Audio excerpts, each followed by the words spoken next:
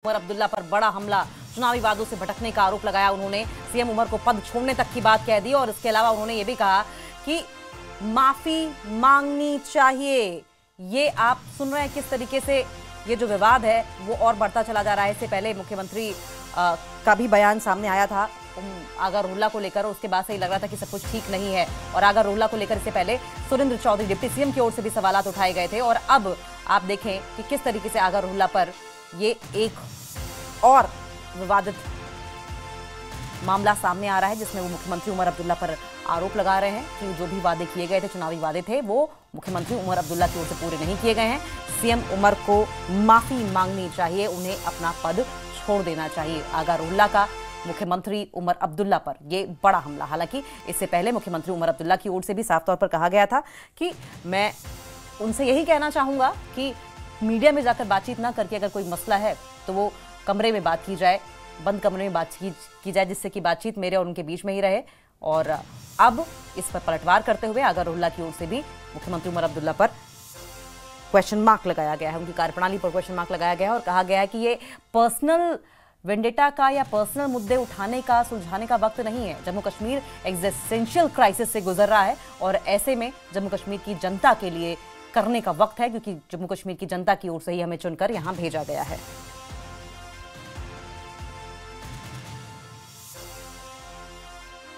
जो कौम से इलाहिदगी इख्तियार करे, मुझे ये फिक्र कहाँ होगी क्या मेरी उनसे इलाहिदगी है या नहीं है। मेरा सवाल उनसे ये भी आज भी है और आप इस सवाल का जवाब लेके आइए।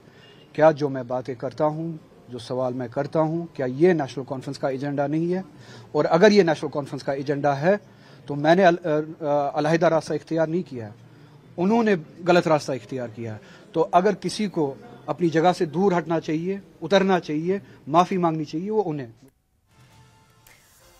और इसी पर और ज्यादा जानकारी के लिए हम सीधा रुख कर लेंगे। हमारे सहयोगी मुदस्सर कादरी फोन लाइन पर जुड़ गए हैं। मुदस्सर, ये जो दूरियां हैं, ये दूरियां कम होने की बजाय बढ़ती हुई दिखाई दे रही है मुख्यमंत्री उमर अब्दुल्ला और सांसद आगा रोहल्ला के बीच। आपका कहना सही है कि जो ये दूरियां या फिर तलखियां अगर हम कहें तो ये घटने के बजाय बढ़ती नजर आ रही है। और आज पहली बार अब हम ये कह सकते हैं कि सब्र का पैमाना जो है वो लबरेज हो गया। और यही वजह है कि पहली बार मुख्यमंत्री उमर अब्दुल्ला ने आज आगा रोहल्ला के खिलाफ जो है कहीं ना कहीं बयान दिया। जब हमने उनसे पूछा कि आगा रोहल्ला अपने मौके पर डटे हैं, उनमें कोई तब्दीली नहीं आती है, तो उस पर उन्होंने कहा, अरे जनाब किसकी बात करते हैं आप, मैं उसकी बात नहीं करना चाहता हूं। और ये भी कहा कि कहाँ जो मियां अल्ताफ और कहाँ आगा रोहल्ला, और उनका कोई दोनों का कोई कंपैरिजन नहीं है, दोनों को किसी भी सूरत में कंपेयर नहीं किया जा सकता है और मैं उन पर कोई भी बात नहीं करना चाहता हूं। तो इसका फौरी रद्द-ए-अमल जो है हमने आगा रोहल्ला से भी लिया, तो जिन्होंने कहा कि अब जो ये है ये एक निजी जंग बन गई है और ये पर्सनल लिया है चीफ मिनिस्टर ने, अगर वो अब इसे पर्सनल लेते हैं तो उन्हें कोई फर्क नहीं पड़ता है। और उन्होंने लगातार ये कहा कि अगर उनके मौक़िफ़ में कोई तब्दीली आती तो यकीनी तौर पर जो लचक है वो आगा रोहल्ला भी दिखाते, लेकिन लगातार उन्होंने इल्जाम लगाया कि जो नेशनल कॉन्फ्रेंस है वो अपने एजेंडा से डिविएट हो गई है,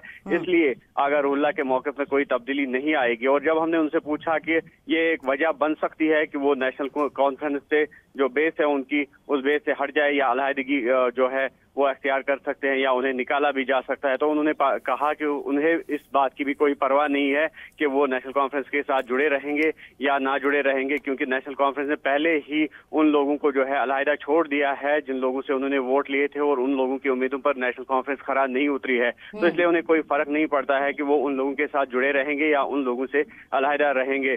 लेकिन ये जरूर है कि जो उनका मौक़िफ़ था उसमें कोई तब्दीली नहीं आई है नेशनल कॉन्फ्रेंस के।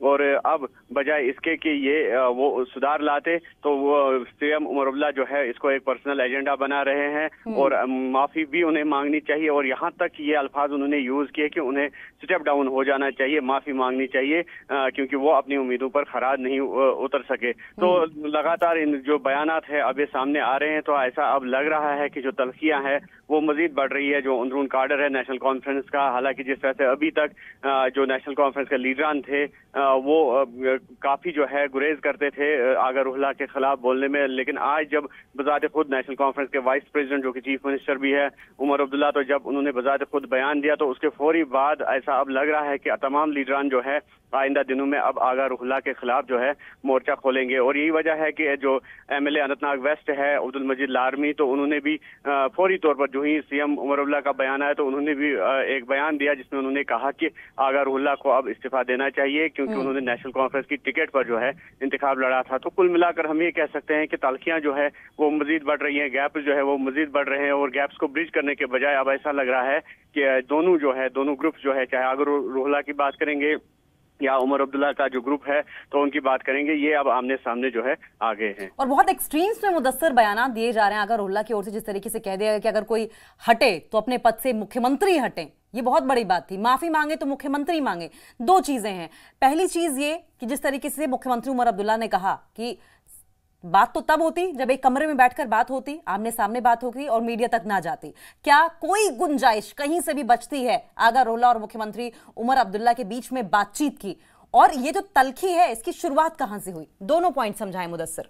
हाँ, देखिए, मुझे नहीं लगता है कि अब कोई जो है चांस बचा है। हालांकि जिस तरह से आप उमर अब्दुल्ला का बयान जो बोल रहे हैं कि बंद कमरे में बात होनी चाहिए, वो उन्होंने आगा रुल्ला पर नहीं बल्कि मियां अल्ताफ के बयान पर कहा। जिस तरह से मियां अल्ताफ ने भी कल बयान दिया था, वो तायीद की थी, जो सेकंड किया था आगा रुल्ला के बयान का, कि कहा और ये कहा था मियां अल्ताफ अहमद लारवी ने, जो कि नेशनल कॉन्फ्रेंस के मेंबर पार्लियामेंट है अनंतनाग राजौरी के लिए, तो उन्होंने ये कहा था कि जो सीएम उमर अब्दुल्ला है उनको गुड गवर्नेंस पे ध्यान देना चाहिए, बजाय इसके कि अब ये जो है एक पॉलिटिकल जो बयान हो रही है और मीडिया में आए रोज जो है इस तरह की बयानबाजियां आ रही है। तो इसके बजाय अब उमर अब्दुल्ला को ध्यान देना चाहिए था गुड गवर्नेंस पे। तो उसके रद्द अमल में उमर अब्दुल्ला ने कहा कि मियां अल्ताफ को मैंने जरूर कॉल किया और इस बात का जो है जवाब भी हासिल किया है कि अगर उनके दिल में कोई मलाल है या उनके दिल में कोई जो है रिजर्वेशन है, तो वो बजाय मीडिया में आने के या फिर ओपन प्लेटफॉर्म में आने के उनसे डायरेक्ट बराह रास्त तौर पर बात करे, और बंद कमरे में भी बात की जा सकती है। अगर कहीं पर शिकवे शिकायत है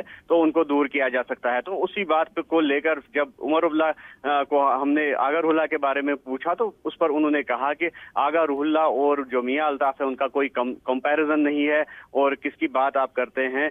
यहाँ तक कि मैं भी जो आगा रुल्ला है उनके बारे में कोई बात नहीं करना चाहता हूँ। हालांकि जो मियां अल्ताफ है उनसे मेरी बात हो चुकी है, और उन्होंने जो उनका बयान का कॉन्टेक्स्ट था वो भी उमर अब्दुल्ला को समझाया है। तो कुल मिलाकर हम देख सकते हैं कि जो अगर ये जो बंद कमरे में बातचीत थी, अगर ये मियां अल्ताफ पर एक तरीके से लागू करने या उनसे उम्मीद मुख्यमंत्री उमर अब्दुल्ला कर रहे थे, क्या कोई गुंजाइश रही है इस तरह की कि इस तरह की कोई उम्मीद उन्हें आगा रुल्ला से भी रही हो? और हम आपसे ये भी सवाल था कि ये जो मनमुटाव चल रहा है, तल्खी जो चल रही है, ये कहां से शुरू हुई?